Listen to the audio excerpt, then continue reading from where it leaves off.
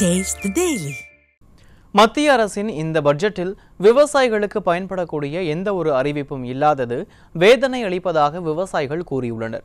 வெள்ளத்தால் பாதிக்கப்பட்ட நெற்பயிர்களுக்கு மத்திய மாநில அரசுகள் உரிய நிவாரணம் வழங்கவில்லை எனவும் விழுப்புரம் மாவட்ட மக்கள் குற்றம் சாட்டியுள்ளனர்.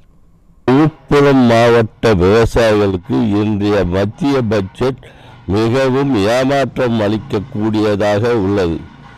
நாங்கள் பல ஆண்டுகளாக இன்சூரன்ஸ் சம்பந்தமாக கூறி வந்ததை பற்றி இந்த பட்ஜெட்டிலே அறிவிப்பு இல்லை.